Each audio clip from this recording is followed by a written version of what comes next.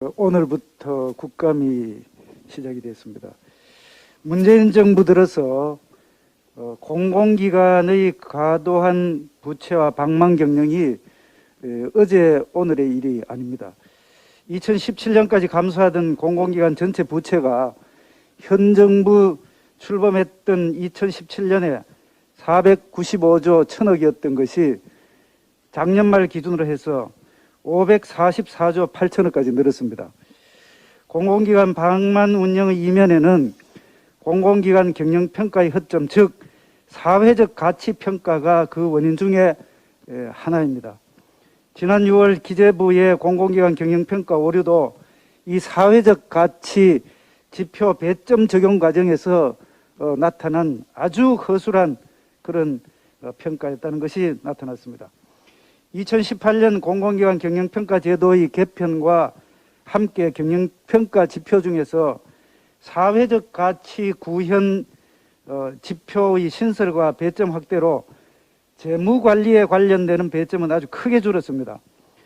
예를 들어서 사회적 가치 배점이 과거에 7점이던 것이 2021년에 24점까지 높아졌습니다. 또한 재무 관련 지표가 지속적으로 감소해서 55점 중에서 5점에 불과하다는 말씀을 드립니다. 그래서 얼마 전에 국책연구기관인 조세재정연구원에서도 공공기관의 사회적 가치 관련 배점이 대폭 확대한 뒤에 부채 규모가 급격하게 증가하고 이익이 감소하는 등 재무성과가 후퇴했다는 지적을 한 적이 있습니다. 본 의원은 지금의 공공기관 방향 경영의 핵심이 현 정부가 공공기관을 정권의 이념과 가치 구현에 동원된 그런 결과라는 말씀을 분명히 드립니다. 경영평가의 지표와 배점이 어떻게 결정되는지에 따라서 공공기관의 성과가 달라지는 것은 명약관화한 사실입니다. 사회적 가치 구현이라는 공공성도 무시할 수 없지만은 공공기관이라 하면 경영 등 기관의 책임성과 효율성이 매우 중요합니다. 사회적 가치만을 강조하는 경영평가의 허점을 보완해서 공공기관의 과도한 부채와 방만 경영을 정상화시켜야 할 때입니다. 이번 국감에서 확실하게 이 점을 짚고 넘어가겠다는 말씀을 드립니다.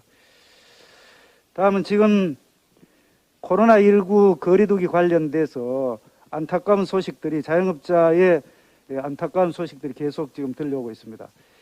이 8월 산업활동 동향에 따르면은 전체 산업 생산, 전 산업 생산이 전월 대비 0.2% 줄어들고 소매 판매도 0.8% 줄어들고 설비 투자는 5.1%나 지금 감소하고 있습니다.